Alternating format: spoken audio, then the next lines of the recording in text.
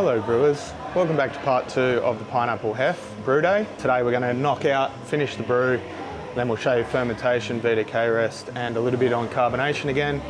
We'll also add the fruit to the fermenter and then taste the bastard. That's the plan, but you know how brew day goes, we'll see. It's going to be available on tap mid-January, so come down to the brewery and check it out. Rip into a couple of pineapple hefts. I've been beaking at the analytics brewers and 40% of you, actually it was 47%, are watching and not subscribing. What is it? What's wrong with you? Is it me? Nah, do us a favour, subscribe and help us grow the channel. For those of you who have already subscribed, we really appreciate it, thank you. Yeah, we really want to grow the channel. We're going to have a real red hot crack in 2025 of trying to grow this channel. So with your support, brewers, we can do it. All right, that's it.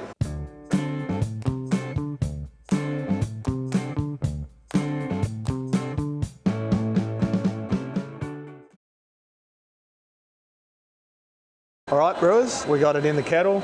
Nice clear wort, so we're going to turn off our transfer pump now, dump the remaining wort to the trade waste and grain out, ready for the cows to eat.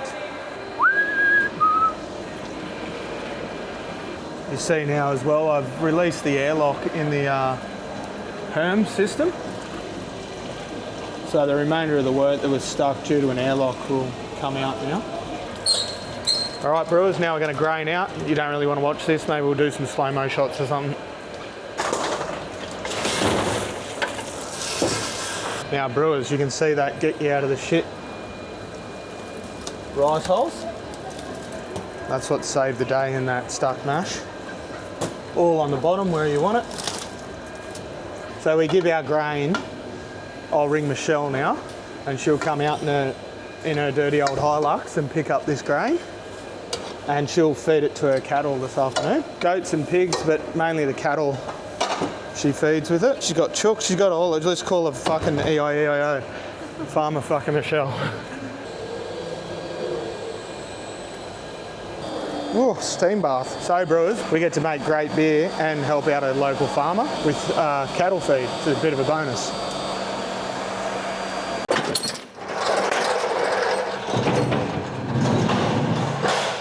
So brewers, when you do have a Herms, a heat exchange recirculating mash system, it's imperative after you use it that you clean it. So we're going to run hot liquor through the Herms and out the dump valve of the Herms. Just make sure our kettle valve's shut. Shut our mash tun off. Then we're going to shut that off. And then we're going to run a loop into the Herms. That off. So our Verloft's now off and we're going to run into our Herms but backwards, so from the top side down.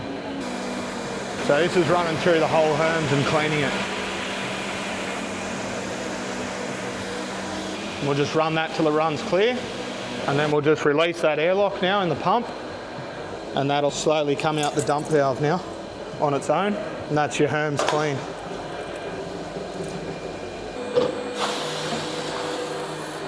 Righto. Brewers, we're on the boil. And that was an interesting mash, but you know, it is what it is at the end of the day. So we started the boil. We're going to add our salts and our only hop addition. It's going to give us 10 IBU. It's SARS, check SARS. Righto. Now we're going to boil for an hour and then send it to the Whirlpool. We'll do our 20-minute checks and then our 15-minute checks, and then our 10-minute checks. We're going to get our pH at 5.2 and get our gravity right as well. We'll get you back when something interesting happens. Just had a trade waste failure. So today's been an eventful brew day, but nothing's a problem. So what I've got here is we're going to take our first sample. So got some ice water. We're going to take our first sample out of the kettle. We're going to check our start boil gravity with our density meter, and we're also going to check our pH. We're aiming for 5.2. So we're going to take a sample from the kettle.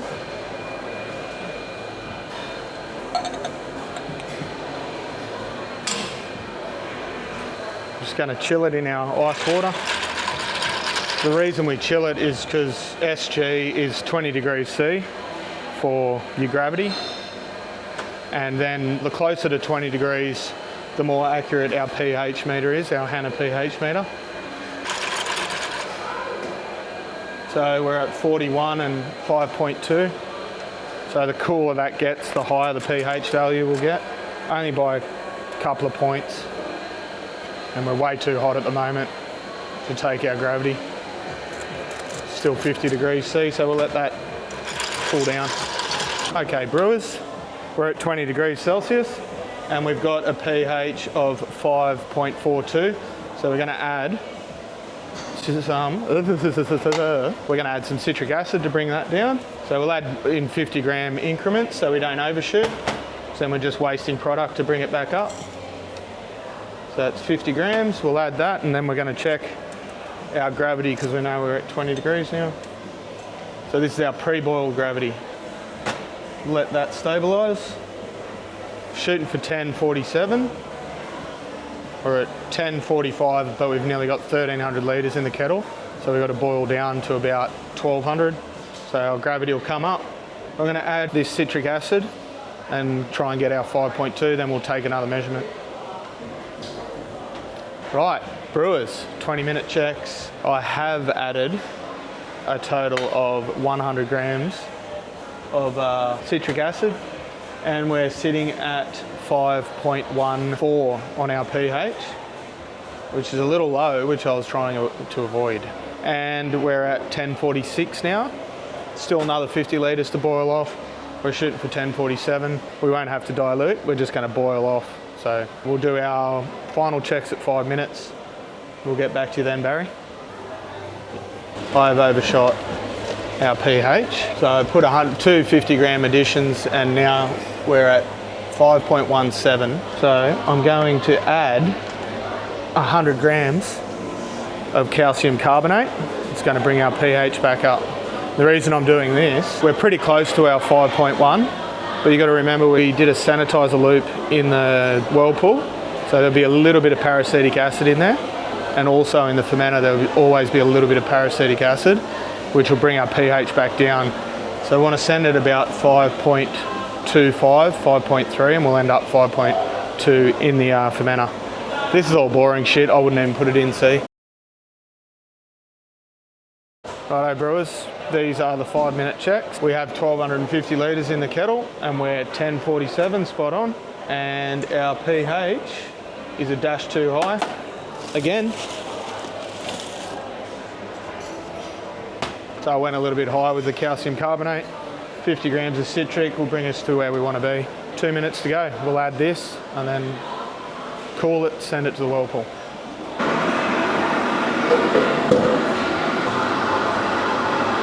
All right, brewers, we've just sent the hef to the Whirlpool. We're gonna have a 15-minute stand, and that'll precipitate all those undesirables that carried across from the kettle and from the mash tun. So any grain husk or anything like that, any big proteins settle to the bottom, we'll dump them to the trade waste. I just cleaned the kettle, so we're ready to brew again tomorrow. That's all clean. So we'll wait our 15 minutes and we'll send it to the fermenter. Son, do you want to look at how clean my bloody kettle is? Son. All right, kettle's clean. Okay, brewers, we have introduced cold water into the heat exchange. Now we're going to add cold liquor. So we're going to engage our cold liquor now. Pump on manual, manual on, and now we're going to send the hefts to the fermenter. Here it goes. All right, we're sending it.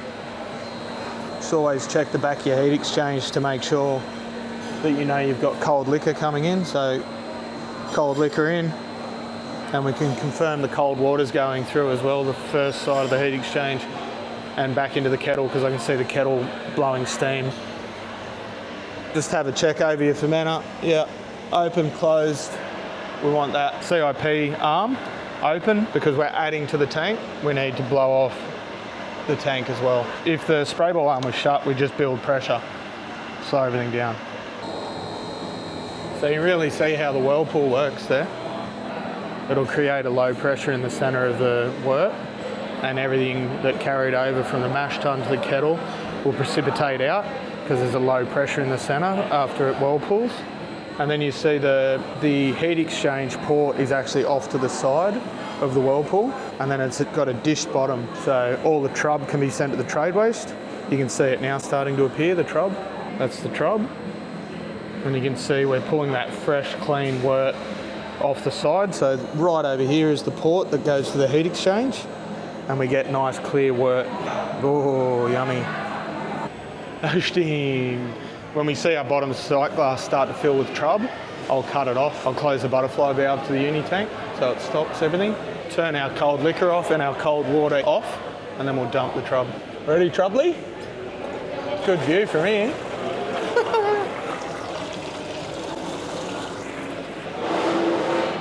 There you go, that all goes to the trade waste out of the beer.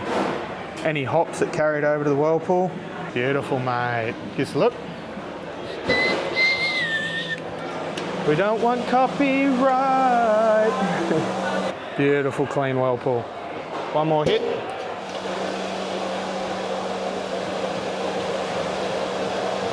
Beautiful. That's it. Let's go check our fermenter now.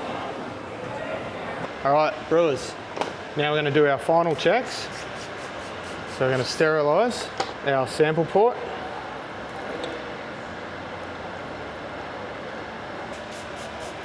Final checks to the brew desk.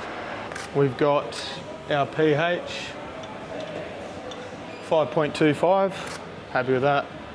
And then our final gravity 1046.8, chasing 1047, pretty happy with that too. All right, now we're going to pitch our T58. We're going to oxygenate our wort and then pitch our T58 with pitch and ditch. We do a heap of other videos on yeast and oxygenating wort, so go back and watch them. I'm going to pitch this now and you guys can fuck off. Thanks for watching. Can't I? And remember, brewers, always clean up after yourself, don't be a grub. So now we're going to clean our heat exchange, oxygenate, pitch our yeast, log all our information on the tank, and then we'll come back when we have finished fermentation and then we can add the fruit, because this is going to be a pineapple hef. Yum! 90 kilos of fresh pineapple is going to go in this. So it's a big dose. It's over double what I usually dose with fruit, so looking forward to this one. Brewers, we're back. It has been 12 days of fermentation. We have reached terminal gravity. We are free of diacetyl. Now we're going to dump the cone. So we're going to add something I prepared earlier. Bit of CO2 in, get it top up our head pressure. And we're going to dump la cone. In this case, we do not need the cone dumper 5000 because we have no dry hop addition. We're just getting rid of the yeast. We pitch and ditch here at Flame of Galar because we don't have a microbiologist at hand. We're all Deros and Bogans, so I plan on doing a video on yeast. So when I do it, check it out. But you know, it's going to be on the interwebs forever, so if I've done the video on yeast, go have a look. All right, it's enough. Bit over 1 bar. Grab ourselves a discharge line.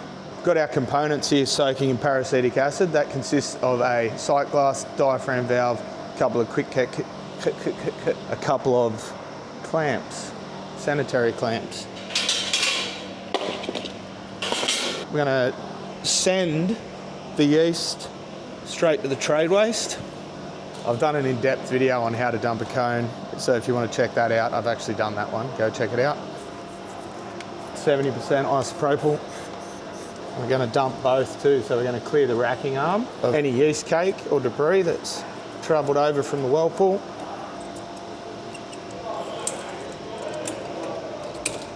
When you soak your diaphragm valve, make sure it's wide open so the paracetic acid goes over everything. We'll dump the cone first and then we'll have something to eat. That's what you got to do, give you the munchies. Dump the cone, nice and slow, controlled with the diaphragm valve so we come out evenly till we see beer. Beautiful, we don't want to waste that beer.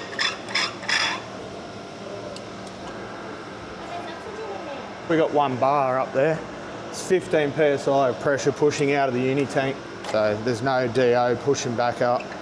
And we always check our final DO. Just going to give that 3 good hits. Don't want to waste that beer. Clean that racking arm now.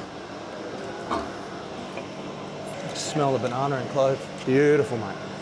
Let's have lunch. Right, brewers, this is very important, this one. Make sure you set up everything, get it all prepared before you take the hop port off the uni tank. After the shit show that we fruited the Earl Grey sour, we're going to do this one properly. So I've got an offsider, we have a tripod, and we're going to nail it. You ready? Since we opened the brewery, this table, this is what we glue our cartons on, and you can tell.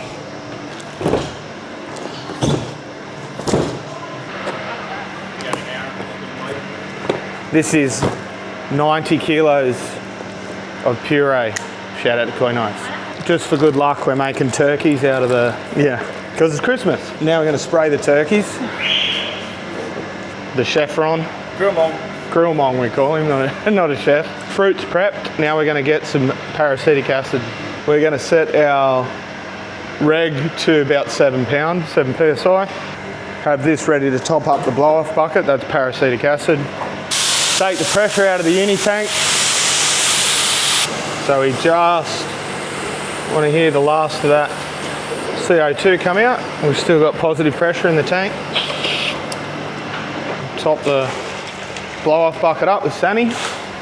Yeah, I've got a video about how to dry hop. This is a little bit different, but this is the principle of dry hopping. CO2 blanket, 7 pound, running through, and you can open the top of the tank. Today we're going to run it through the carb stone, and that's going to agitate and rouse the beer and mix the fruit in.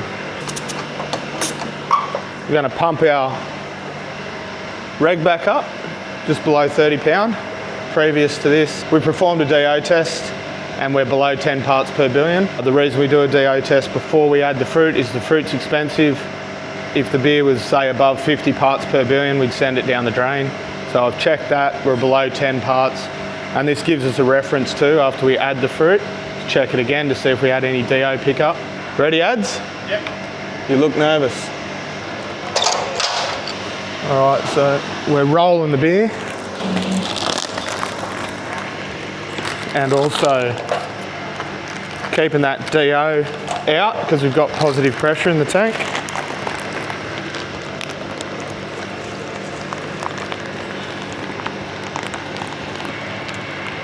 Don't worry about that, just keep them coming as. So in between I've just got that dry hop port cover back on and I'm building that pressure back up. You can hear it. So I'm letting that pressure build again in the uni tank. So we've got positive pressure in there. Continuously rolling that beer with 30 pound as well. And then the other thing we do is cap up our manhole port with the bag, and you can see we've got positive pressure in the tank. Just going to crank this manhole port right up now because this will not be opened again. Thanks, ads, well done. Clean the fermenter right off and then we're going to taste it, mate. The touch, the taste, the feel. We're going to continue to rouse. We got our reg set at 20 to 30 psi, flat out in the carb stone, and that's rolling the beer and agitating it. Mixing in the pineapple.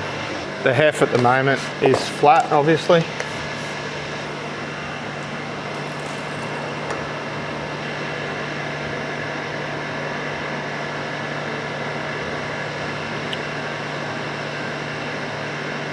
It's pretty good, very similar. So it's hard at the moment because it's not carbonated to get the aroma. And try it. I'm just going to top up our head pressure.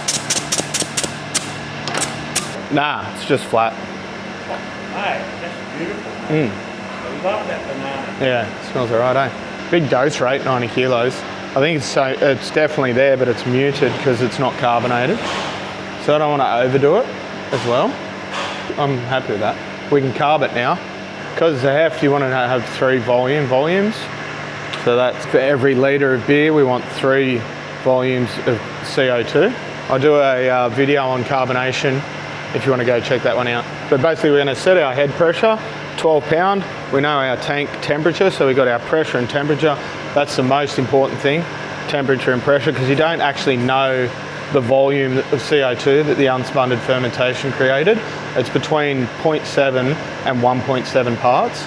So we work on 5.4 grams per litre to add, and the reason we do that, we've found over time that gives us the best carbonation with the least waste of CO2. Remember, CO2 is cheap as fuck, so don't worry too much about that. Or you can send 6 grams per litre if you want. It won't affect the beer, because all the beer can do is take on CO2 at a certain head pressure and a certain temperature, and that's the only way you can infuse CO2 into beer. So the volume is nowhere near as important, but at the end of the day, we're a commercial brewery, we don't want to waste CO2, so we work on 5.4 grams per litre. So I know the tank's at 0.5 of a degree. I'm going to set our spunding valve now to 12 psi. It's going to give us 3.2 volume of carbonation. Yeah, you should be able to try it online soon if it all works well and I don't have to tip it down the drain, but we'll see. Come back when we get to try it. Brewers, this is it. We finally get to taste the fruit of our labour. Best part of brewing. Brewers, as you all know. Pigtail, paracetic acid, 10 minutes, you know. Brewing's a process, stop repeating yourself. Look at that colour, Clary. The pineapple hef. You can smell the banana esters. That'll do. I'm not going to drink the whole thing. It's too early for a beer. That's it, brewers. So on the nose you get that massive amounts of clove and banana.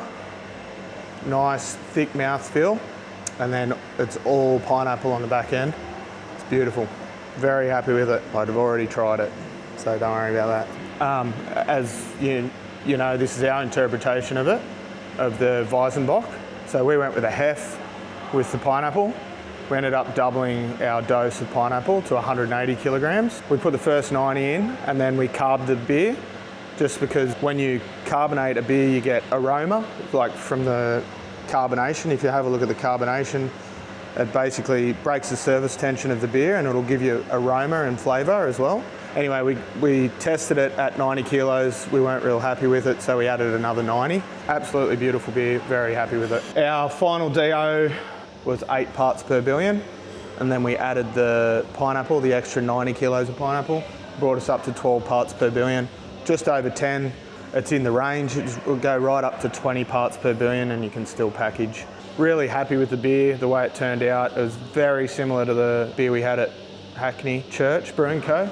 The only difference is obviously this one's hazy because it's a Hefeweizen, not a Weizenboch. The reason we chose to make a Hefeweizen is because we already had a great beer.